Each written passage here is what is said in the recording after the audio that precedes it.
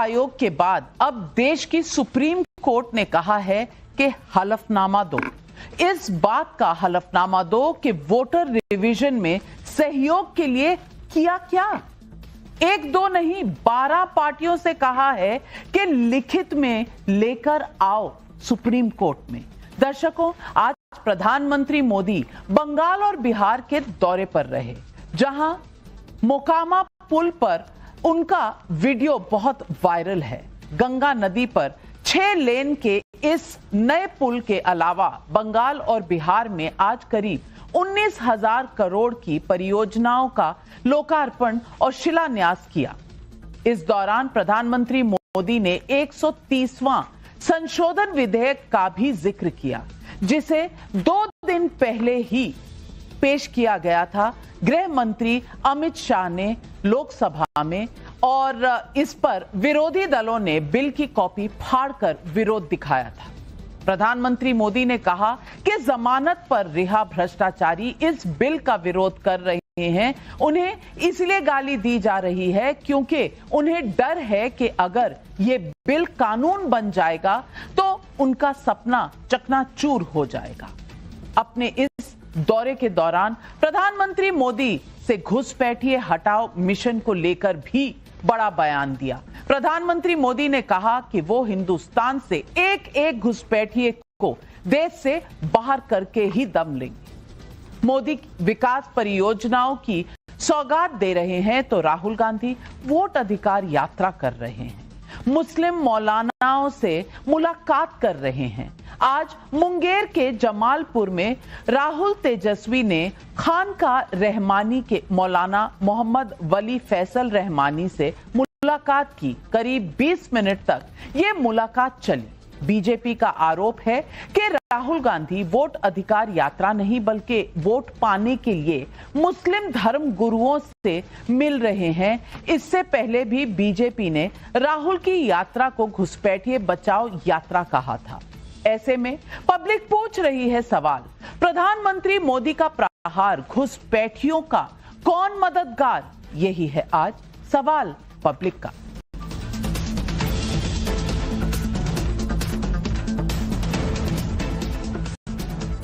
दर्शकों, जिस voter verification को लेकर देश में माहौल बनाया जा रहा है, उस पर पॉलिटिकल पार्टियों से सुप्रीम कोर्ट ने चुनाव आयोग में हलफनामा दाखिल करने को कहा। हलफनामा इस बात का कि ये बताओ कि आपने वोटर रिवीजन पर आम लोगों के हेल्प के लिए किया क्या है। मतलब राहुल गांधी से जिस शिकायत का हलफनामा चुनाव आयोग मांग रहा था, कमोबेश वैसा ही कोर्ट ने भी हलफनामा मांग दिया। कोर्ट ने पूछा है कि अगर 1 अगस्त से अब तक राजनीतिक दलों ने SIR ड्राफ्ट लिस्ट में सुधार के लिए किया क्या है। अगर राजनीतिक दल ज्यादा जिम्मेदार होते तो आज हालात बहुत बेहतर होते। सुप्रीम कोर्ट ने कहा कि 6 रीजनल और 6 नेशनल पार्टियों को प्रक्रिया में शामिल किया जा रहा है, लेकिन हैरानी की बात है कि अब तक सिर्फ 2 आपत्तियां दाखिल की गई हैं राजनीतिक दलों से। लेकिन पूरा देश देख रहा है कि लिखित में कुछ देना नहीं है। जब सामने से मोदी शाह को हरा नहीं पा रहे तो गाली दे रहे हैं। कल मॉनसून सत्र के आखिरी दिन पहले मोदी और फिर गृह मंत्री अमित शाह को अपशब्द कहे गए। सुनिए क्या कहा गया। जिन्हें आज नियम 377 के अधीन मामले उठाने की अनुमति प्रदान की गई है, पाठ को सदन के पटल पर रख सकते हैं।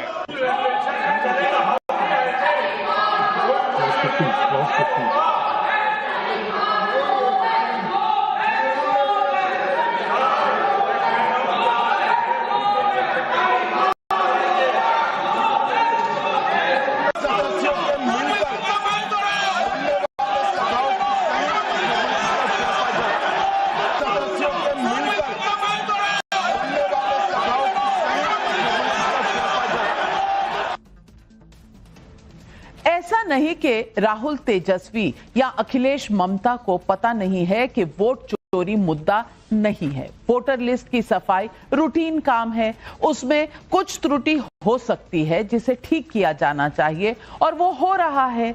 अच्छा है कि सुप्रीम कोर्ट की नजर में हो रहा है, इससे तो किसी को भी परहेज नहीं।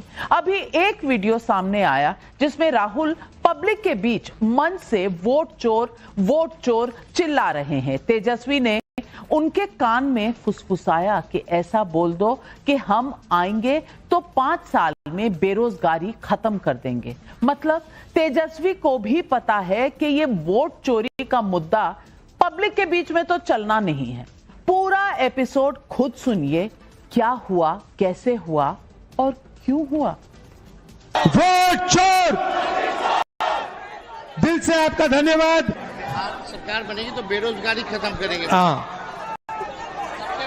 और सबसे बड़ा मुद्दा बिहार में और हिंदुस्तान में बेरोजगारी। अंत में जो पहले चीफ मिनिस्टर थे बाबूजी, उनकी हम याद करते हैं, और श्री कृष्ण बाबूजी की याद करते हैं और आप सबका दिल से धन्यवाद करते हैं। दूसरी तरफ नरेंद्र मोदी का विजन साफ है। सूत्रों के मुताबिक स्पीकर के साथ चाय पर चर्चा के दौरान उन्होंने मॉनसून सत्र के आखिरी दिन राहुल के चक्कर में कांग्रेस के दूसरे नेताओं की हकमारी की बात की। दूसरी तरफ राहुल और मोदी विरोधियों की वोट चोरी का जवाब भी मोदी सामने से दे रहे हैं। आज का बिहार दौरा हो या बंगाल, पीएम ने घुसपैठ को लेकर करप्शन पर विपक्ष पर दो टूक निशाना साधा। क्या कहा, सुन। आप कहिए भाइयों, जो जेल जाए उसने कुर्सी छोड़नी चाहिए कि नहीं छोड़नी चाहिए? क्या जेल में से कोई सरकार चला सकता है क्या? ये आरजेडी और कांग्रेस वाले कोई बेल पर बाहर है, कोई रेल के खेल में अदालत के चक्कर लगा रहा है, और जो जमानत पे बाहर घूम रहे हैं भी आज इस कानून का विरोध कर रहे हैं।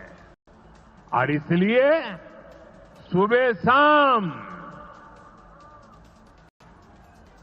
ये लोग मोदी को भांति भांति की गाली दे रहे हैं। तो घुसपैठिए हमारे नौजवानों का रोजगार छीन रहे हैं,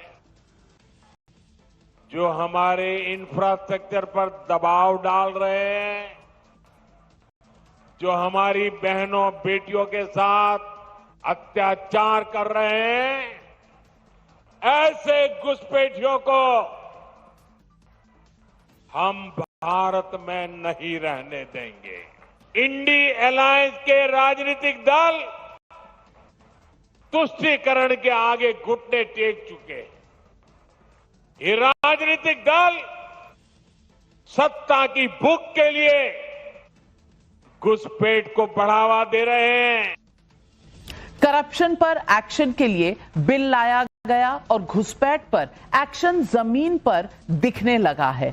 असम की हिमंता बिस्वा सरकार ने बड़ा फैसला लिया है। असम में 18 साल से अधिक की आयु के व्यक्ति राज्य में पहली बार आधार कार्ड नहीं बनवा पाएंगे। अवैध प्रवासियों को भारतीय नागरिकता प्राप्त करने से रोकने के लिए ये कदम उठाया जा रहा है, ऐसा कहा जा रहा है। हालांकि 18 साल से अधिक की आयु के व्यक्तियों को आधार कार्ड का आवेदन करने के लिए केवल 1 महीने का समय दिया जाएगा, बशर्ते कि अभी तक उनका आधार कार्ड नहीं बना हो। ऐसे में आज सवाल पब्लिक का है।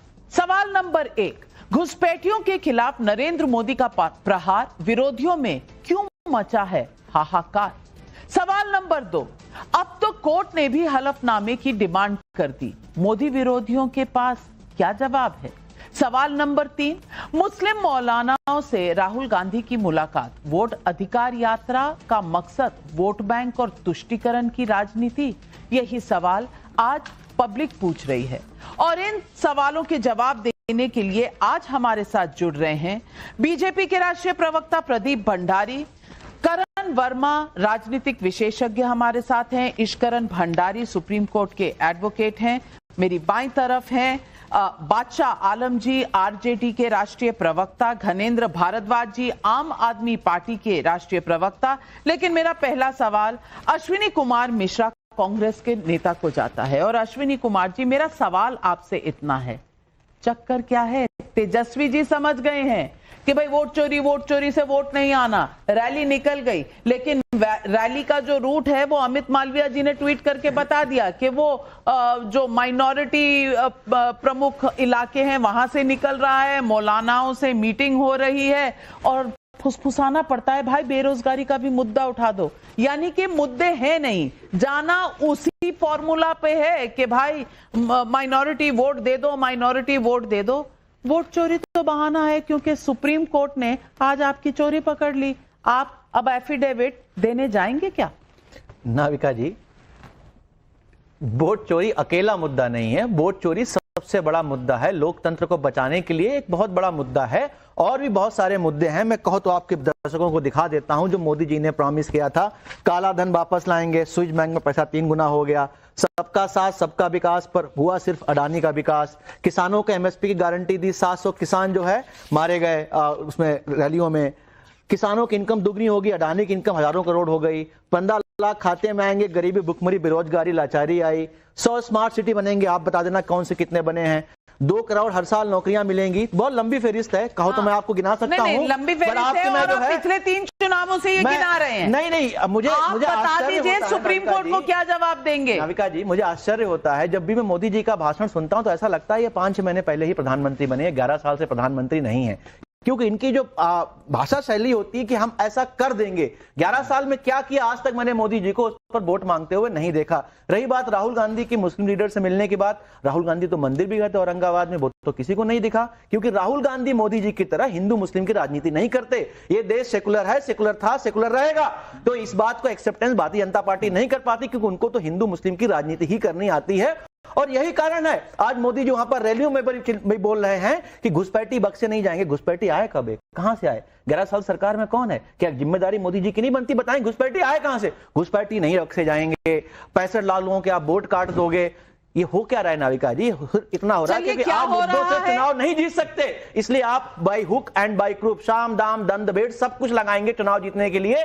पर आप जान लें, ये देश जो है लोकतंत्र चलेगा, डेमोक्रेसी चलेगा। आप पूरी तरह से एक्सपोज हो चुके हो, जनता आपको इस बार जवाब दे के रहेगी। चलिए, इंतजार है जनता का, आपको भी हमको भी। लेकिन अगर इतने सारे मुद्दे थे तो प्रदीप भंडारी जी, बिहार में ये मुद्दे क्यों नहीं उठाए जा रहे? क्योंकि बताना पड़ता है, अरे भाई बेरोजगारी का मुद्दा उठा लो, हेलो वो पहले मुख्यमंत्री कौन थे बिहार के, हेलो ये सुन लो। मुद्दा उठाया जा रहा है सिर्फ वोट चोरी का। अब वोट चोरी के बाद जो मुद्दा उठाया गया वो है मौलानाओं का। अब किसके पास मुद्दों की कमी है? नविका जी, आज मेरी सांत्वना तेजस्वी यादव के साथ में है, क्योंकि राहुल गांधी ने अपनी पूरी रैली में तेजस्वी यादव को ड्राइवर बना के छोड़ दिया है और आरजेडी इस अपमान पे कुछ नहीं बोल रही, क्योंकि आरजेडी का फोकस घुसपैठिया बचाव में है और कांग्रेस पार्टी का फोकस, राहुल गांधी का फोकस घुसपैठिया को संरक्षण देने में है। मैं सीधी बात पूछना चाहता हूं, हम तब से क्या बात कर रहे हैं? हम कह रहे हैं कि भाई बिहार का विकास हम करेंगे, ये कह रहे हैं कि घुसपैठियों का विकास करेंगे, हम कह रहे हैं कि हम घुसपैठिए हटाएंगे, ये कह रहे हैं कि घुसपैठिए बचाएंगे। ऐसा क्यों होता है कि एक भी बार ना राहुल गांधी से ना तेजस्वी यादव से उनके शब्द जो है उनकी रैली पे एक भी बार नहीं निकला कि हाँ घुसपैठियों को हटाना चाहिए? ये संविधान की दुहाई देते, पढ़ के नहीं आते संविधान क्या कहता है? We the people of India. अगर हम भारत के निवासियों की बात कर रहे हैं, बिहारियों के हक की बात कर रहे हैं, तो इनको इतनी मिर्ची क्यों लगी है? ये घुसपैठियों के हक की क्यों बात कर रहे हैं? किशनगंज के अंदर जाए, 120% से ज्यादा जो आधार पाए गए, उस किशनगंज के अंदर पिछले 16-17 चुनाव में से 16 बार जो है वो नॉन हिंदू एमपी जीतता है और 16 में से 16 बार ऑपोजिशन का व्यक्ति जीतता है। क्यों? क्योंकि ये वहां पे मेजॉरिटी घुसपैठियों को बॉर्डर से आने की बात करते हैं, इनका एमएलए उसका संरक्षण देता है, और जब हम विरोध करते हैं तो ये फर्जी काम करते हैं। हम तो कह रहे हैं कि बॉर्डर सील होनी चाहिए, हमने तो करी है, पर इन्हीं की सहयोगी ममता बनर्जी ने 400 किलोमीटर बॉर्डर अभी तक हमको सील करने नहीं दी, लैंड नहीं दिया, क्योंकि उनको घुसपैठिए बचाने हैं। हर तरफ में इनका फोकस घुसपैठिए बचाने का ही। और ये हम भी नहीं कह रहे, ये तो कांग्रेस पार्टी का स्टैंड भूल गए। 2012 में कांग्रेस पार्टी ने पार्लियामेंट में कहा था 2 करोड़ घुसपैठियों को कांग्रेस ने 70 सालों में देश में बसाया। अब ये भूल गए, क्योंकि राहुल गांधी आज बिल्कुल सही कहा इन्होंने, हिंदू मुसलमान की बात नहीं करते, मुसलमान की बात करते हैं। और मुसलमान की नहीं, घुसपैठियों की बात करते, भारतीय मुसलमान की बात नहीं करते। इसीलिए इनकी चिड़ है। मैं इनसे ओपन चैलेंज करना चाहता हूं, कौन सी इनकी बात सुप्रीम कोर्ट में सही हुई? एसआईआर लेके गए, क्या सुप्रीम कोर्ट ने आज क्या बोला इलेक्शन कमीशन को? कि बोला अंग्रेजी में, we are aware that you are making the entire process of SIR an extremely inclusionary exercise, मतलब सबको जोड़ने की एक्सरसाइज है। ये बोल रहे थे तोड़ने की एक्सरसाइज है। इन्होंने बिहारियों को फर्जी बोला, एक बिहारी बाहर आया, बोला मेरा असली वोट है, भले मिंटू देवी हो गई या राजू देवी हो गई, परंतु तब भी इनने माफी नहीं मांगी, क्योंकि ये बिहार के साथ नहीं, घुसपैठियों के साथ खड़े। मैं पूछना चाहती हूं आपसे बादशाह आलम जी, अब तेजस्वी जी ड्राइवर हैं राहुल गांधी के, जैसा प्रदीप भंडारी जी कह रहे हैं, या वो ड्राइविंग सीट पर है? राहुल गांधी सिर्फ सैर सपाटे के लिए गए हैं, पहले तो ये बता दीजिए। इसके बाद सवाल ये होता है कि जिस वोट चोरी के मुद्दे को लेकर आप पूरा चुनाव करवाना चाहते हैं, लड़ना चाहते हैं, उस वोट चोरी पर तो आज सुप्रीम कोर्ट का चपत लग गया। अब क्या होगा? वो जो चोरी हुई थी वो पकड़ी गई, नहीं पकड़ी गई? सुप्रीम कोर्ट ने बोला आपने तो कुछ किया ही नहीं, क्या जवाब देंगे? देखिए नविका जी, मैं आपके पहले सवाल का जवाब दे देता हूं कि राहुल गांधी अपनी गाड़ी में बैठे हुए हैं और तेजस्वी जी उनको लेके घूम रहे हैं। ये राहुल गांधी और तेजस्वी यादव की ऐसी बॉन्डिंग हुई है ना बिहार के अंदर। नहीं, आप सुन तो लीजिए भंडारी साहब, आपकी बात मैंने पूरी सुन ली, जरा मेरी बात मैं तो सांत्वना रखता हूं। तो वो ऐसी बॉन्डिंग हुई है और वो जनता के साथ जो ऐसी फेविकॉल की बॉन्डिंग बनी हुई है ना कि जो वहाँ जन सैलाब में दिख रहा है। और इसको देख के आप बीजेपी के लोग ऐसे घबराए हुए हैं कि वो चुनाव आयोग को साथ लेके और इनको जो है पप्पू घोषित कर दो। ये 10 साल से, सुनो, 10 साल से ये मोदी जी सरकार में है, आईटी सेल के साथ लैस, मेन स्ट्रीम मीडिया को साथ लेके अरबों रुपया इन्होंने फूंक दिया। और 10 साल के अंदर ये राहुल गांधी को पप्पू सिद्ध करने में लगे हुए थे, लेकिन वो पप्पा बन गया है। किसी ने नाम नहीं ऐसा बताया। आपके दूसरे सवाल का जवाब मैंने अभी दिया ही नहीं। तेजस्वी यादव को ड्राइवर बनाया, उसका बदला आपने आज इस प्रोग्राम पे ले लिया। आपने सही कहा, जो कहा राहुल गांधी पप्पू है और आपका खून नहीं खोला। अश्विनी मिश्रा इन्होंने राहुल गांधी को पप्पू चारा घोटाले वालों को तो चारा का एक्सपीरियंस है। दूसरी बात का जवाब देंगे। एक तो पहले मैं तो चलिए नेक्स्ट। दूसरा हमारा चुनाव आयोग और सुप्रीम कोर्ट। तो सुप्रीम कोर्ट ने जो अपना वर्डिक्ट दिया आज के, वो इंटरिम है, इसको टाइम वहां भी काटा जा रहा है सुप्रीम कोर्ट में, क्योंकि सुप्रीम कोर्ट, देखिए मेरे जो हमारी फीलिंग है मैं आपको बता रहा हूँ, बताइए समझे कि नहीं? प्लीज बताइए। तो उसमें भी हमको ये लग रहा है कि कोर्ट भी दबाव में है। इतना ज्वलंत किसका दबाव है कोर्ट पर? ट्रंप का। अरे जिस पर सारी सरकारी संस्थाओं पर जिसका दबाव है उसी का दबाव हो सकता है। नहीं, कोई अपोजिशन के पार्टी आप बहुत बड़ी बात कह रहे हैं। कोर्ट की अवमानना है के साथ कह रहा हूँ मैडम, कोर्ट की अवमानना है। हमारे साथ यहाँ एडवोकेट है, चैनल इसके लिए, चैनल का ये व्यू नहीं है, चैनल का ये व्यू नहीं है। कोर्ट पर, सुप्रीम कोर्ट पर दबाव है, ये बहुत बड़ा आरोप लगाया जा रहा है। मैं समझती हूं इससे ज्यादा इररिस्पॉन्सिबल स्टेटमेंट हो नहीं सकता। कोर्ट पर किस चीज का दबाव है? इनका इशारा किस तरफ है? यही एक रियलिटी। नाविका जी नहीं बात करनी, नाविका जी पिछले हफ्ते सुप्रीम कोर्ट ठीक था, आज दबाव में है। नहीं नाविका जी, अभी जवाब नहीं दिया। आप जवाब भी तो नहीं,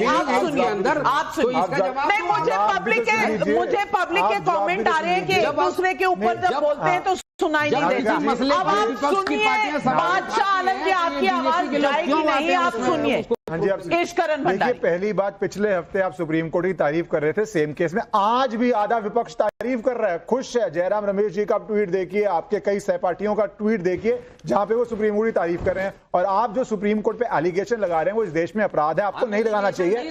ऑन एयर आपको ये भी करते हैं। आपको ये नहीं सुप्रीम कोर्ट माननीय सुप्रीम कोर्ट की इज्जत हम भी करते हैं, लेकिन एक जिस तरह का मसला है यही सुप्रीम कोर्ट रातों रात सुनता है और डिसीजन ले लिया जाता है। अब सुन लीजिए उनकी बारी। सुप्रीम कोर्ट को जजमेंट पास करना चाहिए, आज उनको मशवरा देना चाहिए। आपने बोल दिया, मशवरा नहीं तो डायरेक्शंस होती हैं। सुप्रीम कोर्ट के पास पूरी शक्ति है डायरेक्शन देने की, तभी आपको तड़प चाहिए, क्योंकि पहले इलेक्शन कमीशन ने क्या, ये देश चलता है प्रोसीजर से। आपको एफिडेविट पे कंप्लेंट देनी पड़ती है, आपको एफिडेविट पे फैक्ट देने पड़ते हैं, क्योंकि चुनावी रैली में आप कुछ भी बोल सकते हैं कि अनपढ़ों को आप काट देंगे वोटर लिस्ट से। मैंने ऐसी वीडियो भी देखी है, जिसके पास पैसा नहीं है उसको काट देंगे वोटर लिस्ट से। आप कुछ भी भ्रम फैला सकते हैं, पर कोर्ट में आपको एफिडेविट देना चाहिए। 65 लाख लोग आप बोलते हैं गलत काटे गए हैं, तो आप एफिडेविट पे डालिए ना कि ये लोगों को गलत काटा, ये 50,000 लोग हैं, ये 1 लाख व्यक्ति है, जीवित है, ये अब आप एफिडेविट पर डालिएगा कोर्ट के सामने। दूध का दूध और पानी का पानी हो जाएगा। दूसरी बात घुसपैठियों को लेके, भारत के लिए इससे बड़ा खतरा नहीं हो सकता है। एक स्टेटमेंट थी,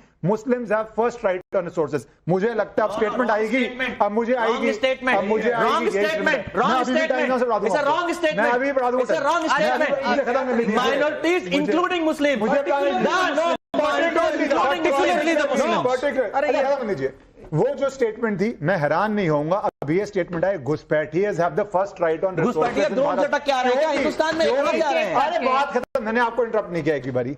अब ये नई स्टेटमेंट लेके आएंगे, घुसपैठिए have the first right on resources, क्योंकि देश की जनता ने 3 चुनाव हरा दिए हैं, तो अब आपको बाहर से वोटर लाने पड़ेंगे, उसके लिए ही आप सारा प्रोटेस्ट कर रहे हैं। आखिरी बात जो आपको सबसे बड़ी प्रॉब्लम है, मुझे लगता है चाहे आपका जीएसटी गब्बर सिंह टैक्स हो या चौकीदार चोर हो, दोनों फ्लॉप हो चुके हैं। इस बारी भी वोट चोरी आप चिल्लाते रहिए, जनता उसका जवाब दे देगी। मनमोहन सिंह का वीडियो आ चुका है, ये देखिए आप बुलाते that minorities, particularly Muslims, particularly Muslims, विशेषकर मुसलमानों का कहना और चाहिए। ये देश बेच देते हैं। भाई इस देश में पारसी भी रहते हैं, इस देश में जैन भी रहते हैं, सिख भी रहते हैं, जो मुसलमानों से कम है, लेकिन कांग्रेस पार्टी को हमेशा सिर्फ मुसलमान ही नजर आए हैं, और इसको ये सेक्युलरिज्म कहते हैं। रविका जी दूसरी बार भी अप्रैल 2009 में प्रेस कॉन्फ्रेंस में भी बोला था, प्रेस कॉन्फ्रेंस ये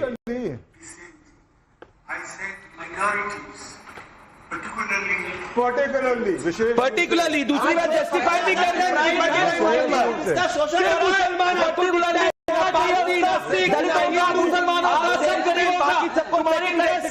अदानी जैसे के लिए नहीं लड़ते आप, सोचो 15% लोगों के लिए कोई करेगा क्या? 90% लोग डिप्राइव्ड है, उनकी बात करते हैं। इसीलिए राहुल गांधी ने बोला देश जो है सिर्फ उद्योगपतियों का नहीं है, 10% लोगों की पार्टी है। राहुल गांधी लोगों का ये देश नहीं है, उद्योगपतियों का देश नहीं है, ये देश 90% लोगों का है जो गरीब है।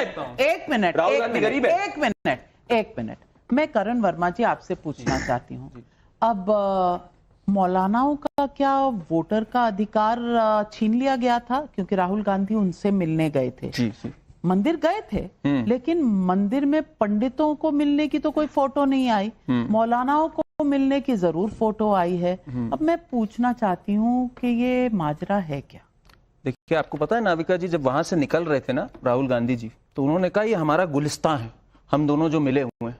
तो वहीं पे जिनसे मिल रहे थे उसमें एक शायर ने इनसे कहा कि बर्बाद गुलिस्ता करने को एक ही उल्लू काफी था, हर शाख पे उल्लू बैठा है, अंजामे गुलिस्ता का क्या होगा? तो अब जब इसका तेजस्वी और राहुल से कोई लेना देना नहीं है, इसका तेजस्वी और राहुल गांधी से बिल्कुल लेना देना नहीं है। थैंक यू वेरी मच, क्योंकि ये डिस्क्लेमर जरूरी है। डेफोमेशन का केस अगर है तो वो आप पे है, चैनल पर नहीं। इसमें डेफोमेशन की बात ही नहीं, मैं तो बता रहा हूं जो सुना वहां। अब बादशाह आलम जी, आप सुप्रीम कोर्ट की तो मत बुराई किया करो। तेजस्वी यादव ने कहा लालू जी 3-4 बार कन्विक्टेड जरूर हैं, पर सुप्रीम कोर्ट को हम मानते हैं, वहां देखो कन्विक्टेड नहीं है चारा चोरी के लिए। बताइए, एक ही जगह है जहां आपके सुप्रीमो कन्विक्टेड नहीं है, आप उसकी बात कर रहे हैं। और ये तो प्रदीप जी और इश्करण जी बता रहे थे कि Muslims have the first right to resources. आपको पता है नाविका जी, इनके झारखंड के कांग्रेस इन चीफ गुलाम अहमद मीर ने 14 नवंबर 2024 को झारखंड चुनाव के बीचों बीच, और वहां के वो हेड थे, उन्होंने कहा हम गैस सिलेंडर देंगे, घुसपैठियों को भी देंगे, इलीगल को भी देंगे, चुनाव में ये मकान बनाकर सोचिए जरा, वो तुम्हारा नहीं आता, वो आपको याद नहीं रहता, आप चोरी ने क्या नहीं, हरदीप सिंह सूरी कौन है? कैबिनेट मिनिस्टर है ना? सूरी नहीं है, पुरी है। हरदीप सिंह पुरी कैबिनेट मिनिस्टर है ना? अब नाविक उन्होंने कही, सुप्रीम कोर्ट ने कहा नहीं कहा, गलत बात है, इसमें बोलना समय पर बोलिए। ये क्या तरीका है आपका? अरे आप सुप्रीम कोर्ट में, आपको क्या हो गया भाई? सुप्रीम कोर्ट में इन्होंने बात कही कि हलफनामा पे देने को आज सुप्रीम कोर्ट। सोचिए नाविका जी, ये वो पार्टी है जो हलफनामा पे राम काल्पनिक है लिखने में 1 मिनट नहीं वेस्ट करती, वहां आगे बढ़ के एफिडेविट दिया इन्होंने सुप्रीम कोर्ट में, और यहाँ पे एफिडेविट नहीं दे सकते। तो ये इनका किस लोगों के साथ घूमना फिरना है, कौन सा वोट बैंक ये ताड़ रहे हैं, इलीगल्स का, ये सामने है भाई। राहुल गांधी ने खुद को एक्सपोज किया है आज। आपकी यही गलती है, ताउम्र यही गलती करते रहे, धूल आपके चेहरे पे, आप आईना साफ करते रहे, कभी इलेक्शन कमीशन, कभी सुप्रीम कोर्ट, आज आपको लताड़ सुप्रीम कोर्ट से पड़ी है। धनेंद्र भारद्वाज जी आम आदमी पार्टी के प्रवक्ता हैं, और मैं आपके ये शो का नाम है सवाल पब्लिक का, तो मैं जनता के सवाल उठाना चाहती हूं। नीरज कुमार का मुंगेर बिहार से सवाल है, राहुल गांधी मुंगेर में खानका रहमानी जाकर मुस्लिम धर्म गुरुओं से मिले, लेकिन चंडी मंदिर नहीं गए। क्या राहुल गांधी की वोट अधिकार यात्रा वोट बैंक के लिए है, या कोई वोट चोरी भी हुआ है? ये पब्लिक का सवाल है, मैं नहीं पूछ रही। सौरभ रस्तोगी का कानपुर से सवाल है, यूपी में पूछ रहे हैं वो कि सुप्रीम कोर्ट ने 12 राजनीतिक पार्टियों से पूछा है कि आपने एसआईआर ड्राफ्ट लिस्ट में सुधार के लिए क्या योगदान दिया है। मोदी विरोधी जवाब दे पाएंगे या फिर शोर ही मचाएंगे? अब पब्लिक जो है सब समझ रही है, जवाब दे दीजिए पब्लिक। देखिए नाविका जी, वोट चोरी तो होते हैं तो पूरा देश मान चुका, आप मानो ना मानो, प्रदीप भंडारी माने ना माने, सुप्रीम कोर्ट, लेकिन बीजेपी देश में वोट की चोरी करती है। दिल्ली के विधानसभा के चुनाव में हमने देखा कि अरविंद केजरीवाल जी की विधानसभा में 50,000 वोट काट दिए। अरविंद केजरीवाल जी एविडेंस लेके गए, सबूत लेके गए, इलेक्शन कमीशन को दे के, लेकिन इलेक्शन कमीशन ने कोई कार्रवाई नहीं करी। लगातार नई दिल्ली विधानसभा में साड़ियां बांटी गई, जूते बांटे गए, पैसे बांटे गए, सब चीज करी गई। अरविंद केजरीवाल आम आदमी पार्टी इलेक्शन कमीशन के पास रोज जा रही थी, रोज प्रेस कॉन्फ्रेंस कर रही थी, लेकिन इलेक्शन कमीशन ने कोई कार्रवाई नहीं करी। आज election commission Bharatiya Janata party की फ्रंटल विंग की तरह काम कर रहा है। आज ईडी हो, सीबीआई हो, जितने डेमोक्रेटिकल इंस्टीट्यूशंस है उनको रोज बुलडोज किया जा रहा है। आज सारी एजेंसियां जैसे लग रहा है भारतीय जनता पार्टी की फ्रंटल विंग की तरह काम कर रही है। अगर कोई सवाल पूछता है, हम थोड़ी कह रहे, गणेश कुमार की पीसी आपने भी सुनी होगी, देश ने सुनी है, गणेश कुमार की पीसी सुन लीजिए। गणेश कुमार ने खुद एडमिट करा है कि एक आदमी के पास 2 वोटर आईडी कार्ड हो सकते हैं, एक आदमी का कई राज्यों में वोटर लिस्ट में नाम हो सकता है। अब गणेश कुमार से पूछो कि दिल्ली के चुनाव हुए 2025 में, अब 2027 में बिहार के, 2026 में बिहार के चुनाव होंगे, बिहार के चुनाव में वही वोटर जाएगा, दिल्ली में पहले वोट करा, अब जाके कहेगा गणेश कुमार कोई बात नहीं। तो होता है, गणेश कुमार को 20 लाख लोग मर गए पिछले 22 सालों में, यह गणेश कुमार को अब पता चला है। और उन 20 लाख लोगों के मरे लोगों के वोट कौन डालता था, इसकी जवाबदेही कौन है? इलेक्शन कमीशन की कोई जिम्मेदारी है। गणेश कुमार से पूछा कि जीरो एड्रेस क्या होता है, जीरो एड्रेस जिसका कोई एड्रेस नहीं होता। ऐसा आज तक देखे नाविका जी, आप भी कहीं रहते होंगे कि जीरो नंबर का एड्रेस आपने देखा है? हमने तो देखा नहीं। गणेश कुमार ने खुद मैं तो ये सोच रही हूँ, मैं तो ये सोच रही हूँ कि ये मुद्दा सुप्रीम कोर्ट ने इस पर जवाब दे दिया है, इन्होंने सुना क्यों नहीं? पहली बात तो ये, मैं नाविका जी, मेरी बात, मेरा टॉपिक, नाविका जी इससे ज्यादा नहीं, मुझे बहुत अच्छा लगा कि बोला कि अरविंद केजरीवाल से इतनी फाइलें भर भर के प्रूफ थे। ये 2012 से सुन रहे हैं, शीला दीक्षित जी के ऊपर भर भर के 2020 के चुनाव की बात कर रहा हूं, 2020 के चुनाव की बात कर रहा हूं, 25 के चुनाव की बात कर रहा हूं। अच्छा, ये 2012 कह रहे हैं, 2025 की बात कर रहा हूं। सुन लीजिए ना पूरी बात, आधे सेंटेंस में आपको पता नहीं चलेगा, आप पूरी बात करिए फिर जवाब। नाविका जी, मैं आपकी बात से सहमत हूं, इनको आधे सेंटेंस में समझ आ गया कहां बात जा रही है, तभी चलाना शुरू हो गया। अब चलाइए मत, जनता भी पूरा सेंटेंस सुन ले।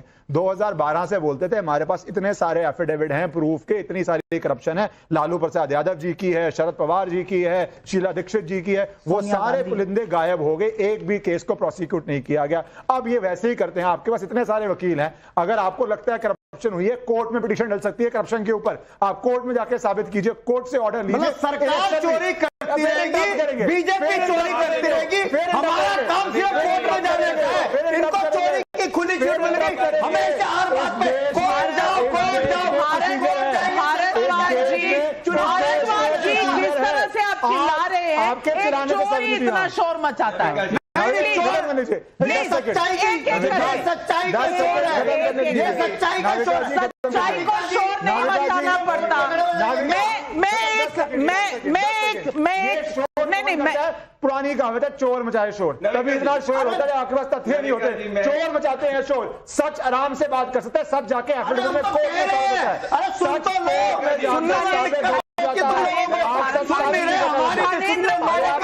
यूं तो डिबेट हो नहीं पाएगी।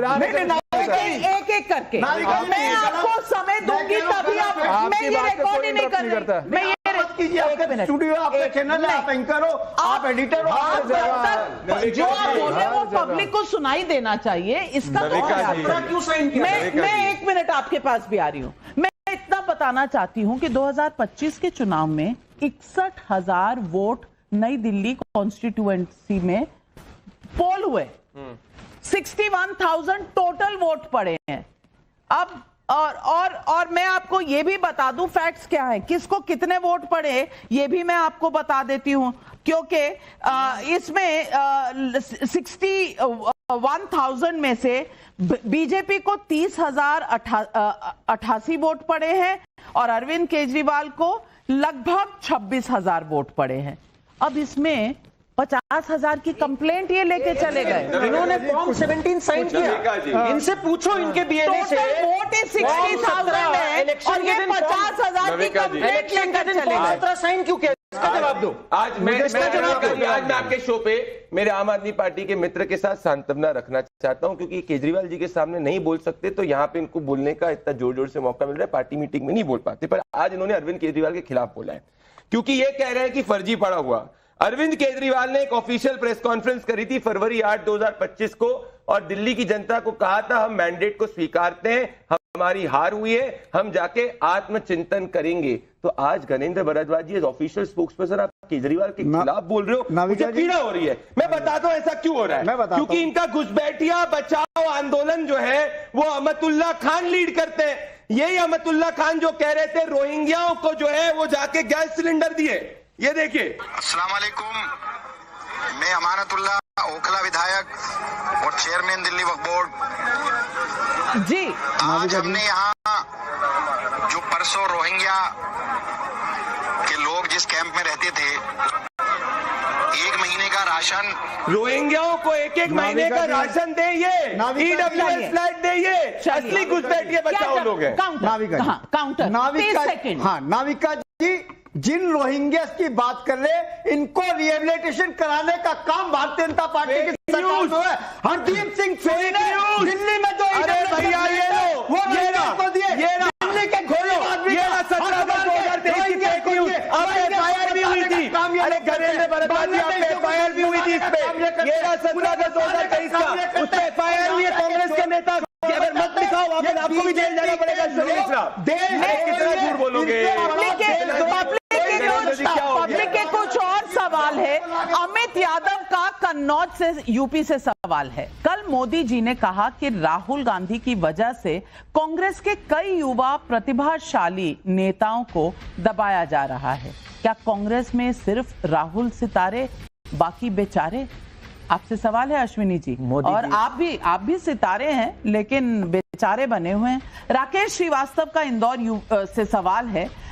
मोदी जी घुसपैठियों को हिंदुस्तान से बाहर करने की बात कर रहे हैं, क्या यही विरोधियों के लिए सबसे बड़ी परेशानी है? जवाब दीजिए जनता के सवाल। नाविका जी, पहले तो कुछ यहाँ के आपके सवाल पे आने से पहले मैं कुछ रामराज की बात हो रही तो वहीं शुरू कर देता हूँ। काजू भुने हैं प्लेट में, विस्की गिलास में, उतरा है रामराज विधायक निवास में। भारतीय जनता पार्टी में सारा रामराज जो है वो विधायकों और उद्योगपतियों के यहाँ पर है, इसके अलावा प्रभु श्री राम का मतलब है। हमारा जो प्रणाली है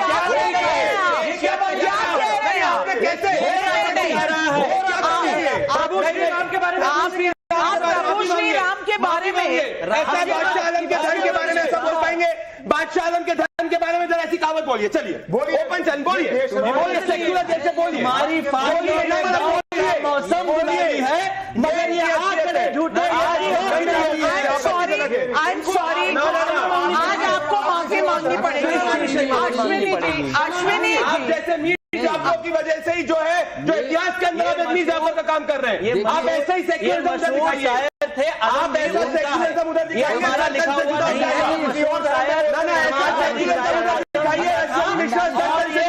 सच्चाई है देश की, इधर बोल के दिखाओ। राम राज जो है तुम्हारा क्या राम राज है, तुम राम राज नहीं बोलोगे, राम राज है ही नहीं। प्रभु श्री राम के बारे में प्रति जनक से माफी मांगिए, आपको माफी मांगनी पड़ेगी, आपको माफी मांगनी पड़ेगी, आपको माफी मांगनी पड़ेगी, आपको माफी मांगनी पड़ेगी। प्रभु श्री राम के बारे में ऐसा बोला है, यही वो कांग्रेस पार्टी है जो प्रभु श्री राम का अस्तित्व नहीं मानती थी, और इसीलिए ये मुस्लिम पार्टी है जो राहुल गांधी कहते हैं। आपको दम है तो ऐसा बोल के दिखाइए। प्रभु श्री राम प्रभु श्री राम के नाम ऐसा बोलिए, अरे पपौती नहीं है, हर हिंदुस्तानी के प्रभु है, घुसपैठियों के प्रभु नहीं है, घुसपैठियों के प्रभु नहीं है। कॉपीराइट है, तुम्हारी पपौती है। हिंदी प्रभु श्री राम के बारे में ऐसा बोला है, मैं भाजपा के ऊपर।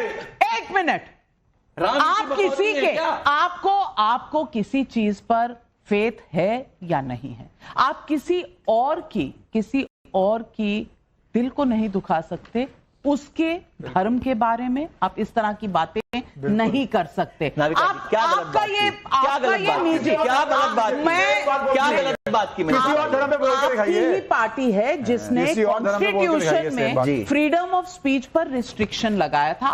आज आपको याद कराने का दिन आ गया है, और ये बहुत ही निंदनीय शब्द आपने कहा। नहीं तो बोला था ना, राहुल गांधी के लफ्ज़ कहा था, मंदिर जाते हैं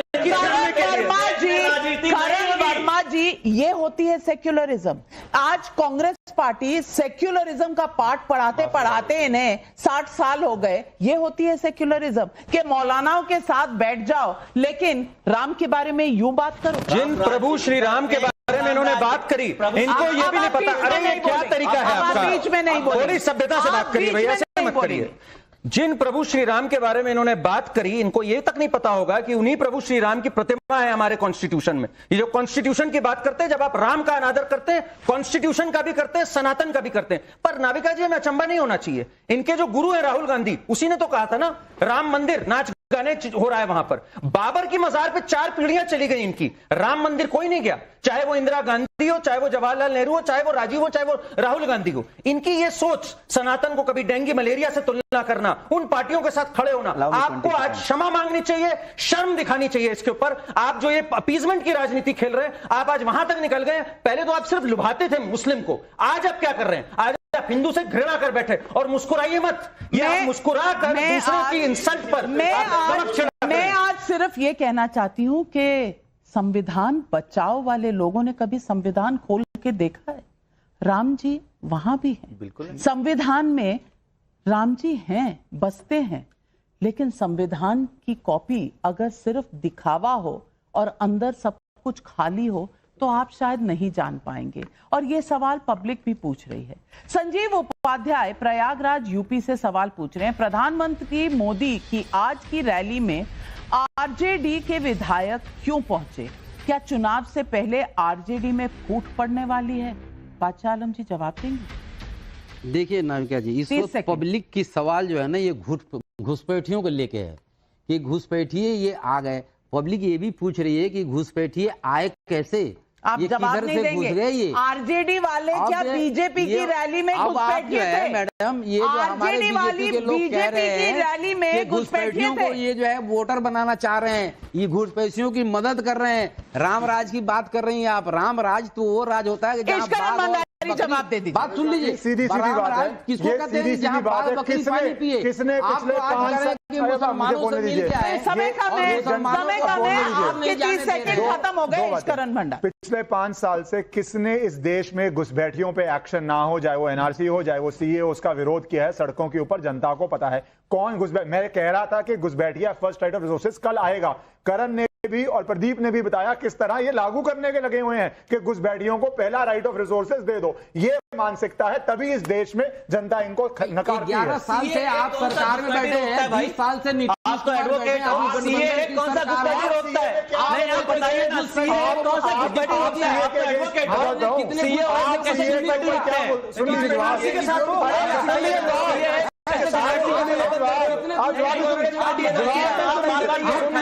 कांग्रेस कैसे